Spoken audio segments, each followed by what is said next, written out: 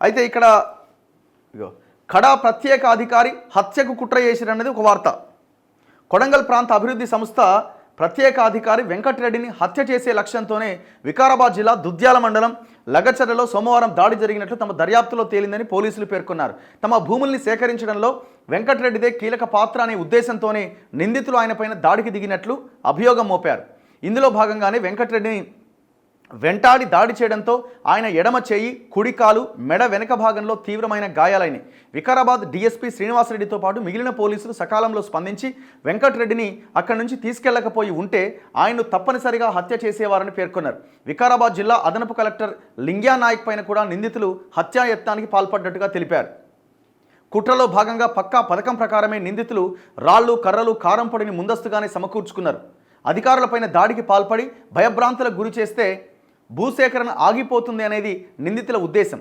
BNS 191, 2, 3, 132, 109, 121 of 1, 126 of 2, 324 of 4, red with 190 సెక్షన్లతో పాటుగా PDPP చట్టం section 3 కింద కేసు నమోదు చేశారు.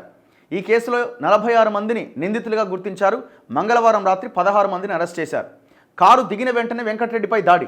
నివేదికలోని అంశాల మేరకు తెలంగాణ ఇండస్ట్రియల్ ఇన్ఫ్రాస్ట్రక్చర్ కార్పొరేషన్ కోసం భూసేకరణలో భాగంగా సోమవారం లగచర్ల గ్రామ శివార్లలో ప్రజాభిప్రాయ సేకరణ సభ నిర్వహించారు.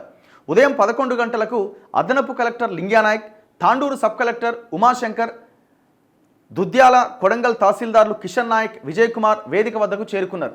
కలెక్టర్ ప్రతీక్ జైన్, వెంకటరెడ్డి మధ్యాహ్నం 12 గంటలకు వచ్చారు. అదే సమయంలో భోగమోని సురేష్ అనే వ్యక్తి అక్కడికి వచ్చి కలెక్టర్తో మాట్లాడిండు. వేదిక వద్దకు వచ్చే ఉద్దేశం లేని గ్రామస్తులంతా ఊర్లో ఉన్నారు. మీరు అక్కడికి వస్తే మాట్లాడి నచ్చజెప్పొచ్చు. సురేష్ మాటలు నమ్మిన కలెక్టర్ ప్రతీక్ జైన్, వెంకటరెడ్డి గ్రామంలోకి వెళ్లారు. డీఎస్పీ శ్రీనివాసరెడ్డి తన వాహనంలో వారిని అనుసరించారు. అప్పటికే పథకం ప్రకారం లగచర్ల, రోటిబండ తాండా, పులిచెర్లకుంట తాండాలకు చెందిన పలువురు అక్కడ గుమిగూడారు.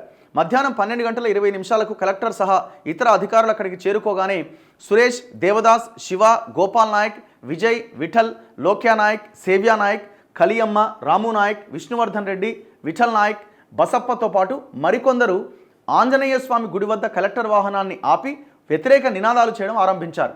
కలెక్టర్తో పాటు వెంకటరెడ్డి కారు దిగిన వెంటనే వారంతా ఆయనపైన దాడికి దిగారు. రాళ్లు, కర్రలు, కారం పొడితో దాడికి పాల్పడే అవకాశం ఉందని గుర్తించిన డీఎస్పీతో పాటు మిగిలిన పోలీసులు కలెక్టర్ను అక్కడి నుంచి కారులో పంపించేశారు. మరోవైపు ఆందోళనకారులను సముదాయించేందుకు ప్రయత్నిస్తున్న క్రమంలోనే పాఠశాల వద్ద వెంకటరెడ్డిపై కర్రలు, రాళ్లతో దాడి చేసి గాయపరిచారు. వెంకటరెడ్డి ప్రాణాలకు ప్రమాదం ఉందని భావించిన పోలీసులు వారి నుంచి ఆయన్ని విడిపించి అక్కడి నుంచి తరలించారు. ఈ క్రమంలో డీఎస్పీ పైన కూడా నిందితులు దాడికి ఉపక్రమించడంతో ఆయన కుడి మోకాలు, కుడి కణత భాగంలో గాయాలైనవి. రాళ్ల దాడితో వెంకటరెడ్డి వాహనంతో పాటు దుద్యాల, కొడంగల్ తహసీల్దార్ల వాహనాలు సైతం ధ్వంసమయ్యాయి. దీంతో వాహనాల ధ్వంసం పైన మరో కేసు అయిందట. ఇన్ని కేసులు, అటెంప్ట్ మర్డర్ కేసులు, ఇంత కథా వ్యవహారం. ఎవడు ఇలా ప్లాన్ వేసినోడికి ఏం కాదు. ప్లాన్ వేసినోడు సేఫ్గా ఉన్నాడు. దీన్ని అమలు చేయడంలో ముందుకెళ్ళిన వాళ్ళు ఆగమైపోయారు. వాళ్ళది ఏముంది రేపు పొద్దున మళ్ళీ ఇంట్లో పూట గడవని పరిస్థితి కుటుంబాలు అవన్నీ.